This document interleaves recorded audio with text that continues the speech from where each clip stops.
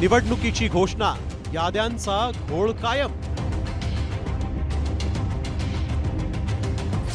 दुबार मतदार, आयोग म्हणतं डबल स्टार।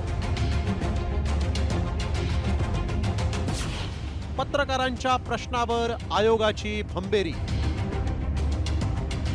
राज्य निवडणूक आयोगानं पत्रकार परिषद घेऊन 246 नगर परिषदा आणि 42 नगरपंचायतींसाठी निवडणुकीची घोषणा केली। विरोधकांनी रान पेटवलेल्या दुबार मतदाराच्या मुद्द्यावर आयोगाकडे कोणतंही ठोस उत्तर नसल्याचंच उघड झालं। दुबार मतदार रोखण्यासाठीचा आयोगानं 2 स्टारचा फॉर्म्युला वापरणार असल्याचं जाहीर केलं। नेमका हा 2 स्टारचा फॉर्म्युला काय आहे ते पाहूया। संबंधित मतदार कुठे मतदान करतो याची अधिकारी माहिती घेणार।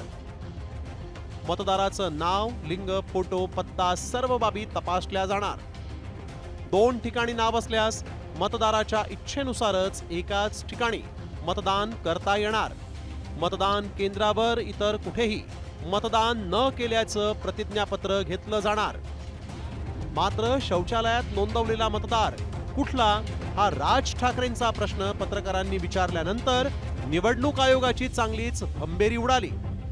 सुलभ शौचालय असेल किंवा आयुक्तांच्या घरात जी यादी आहे त्याला जबाबदार नेमकं कोण आहे? नाही, आता याच्यामध्ये ही जी यंत्रणा आहे, मतदार यादीची यंत्रणा वेगळी आहे। ही ऍक्च्युअली याच्यावर तुमचा वचक नाहीये का या यंत्रणा? आम्ही फक्त ती यादी अडॉप्ट करतो। आम्ही फक्त ती जी यादी ती अडॉप्ट करतो, एक पर्टिक्युलर डेट ठरवतो आणि त्या डेटला ती यादी आम्ही अडॉप्ट करतो। त्याची शहानिशा कोण करतं?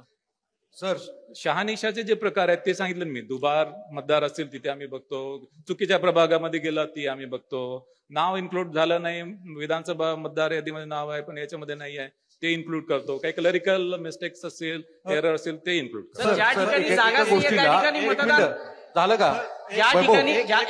ज्या ठिकाणी जागाच नाहीये, फक्त रिकामी आहे त्या ठिकाणी मतदार आहेत, मग हे याच्या संदर्भात काहीतरी असेल ना, काहीतरी जबाबदारी असेल साहेब। जबाबदारी जी आहे त्याच्यामध्ये प्रत्येक प्राधिकरणाची जबाबदारी जी निश्चित केलेली आहे। राज्य निवडणूक आयोगाची जी रिस्पॉन्सिबिलिटी ती राज्य निवडणूक आयोगाची आहे। भारत निवडणूक आयोगाचे जे अधिकारी ते भारत निवडणूक आयोगाचे। गेल्या काही दिवसांपासून विरोधक दुबार आणि बोगस मतदारांच्या मुद्द्यावरून आक्रमक झालेत। याद्या स्वच्छ होईपर्यंत निवडणूक जाहीर न करण्याची मागणी करण्यासाठी विरोधकांनी सत्याचा मोर्चाही काढला। इतकंच काय, तर विरोधकांनी केंद्रीय निवडणूक आयुक्तांची थेट भेटही घेतली। मात्र तरीही आयोगानं निवडणूक जाहीर केल्यामुळे विरोधकांनी संताप व्यक्त केलाय। माझं नाव वांद्रे पूर्व मतदारसंघात आहे आणि माझं नाव पालघरमध्ये आहे किंवा अंधेरीत आहे। कळणार कसं? कुठला ॲप तुम्ही वापरणार, कशा पद्धतीने तुम्ही त्यांना मतदानापासून रोखणार, या बाबतीतली कुठली कल्पना न देता मला असं वाटतं की निवडणूक आयोग कार्यक्रम रेटण्याचा प्रयत्न करते। एका महिन्यामध्ये आपण जर इलेक्शनला समोर जात असू तर या सगळ्या गोष्टीचा अभ्यास तुमच्या समोर असेल, म्हणून तुम्ही आज प्रेस कॉन्फरन्स घेतली इलेक्शन कमिशननी आणि प्रेस कॉन्फरन्स करत असताना तुम्ही मान्य केलं की दुबार नोंदणी आहे, त्याच्यासमोर आम्ही स्टार लावणार आहे।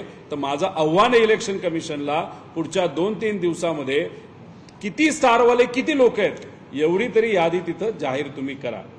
आम्ही जेव्हा निवडणूक आयोगाला भेटायला गेलो होतो तेव्हा त्यांनी स्पष्ट सांगितलं होतं की आमच्याजवळ डिजिटल डेटा आहे आणि या डिजिटल डेटाचा युजर नेम आणि पासवर्ड हे दोन्ही देखील आमच्याजवळ आहेत।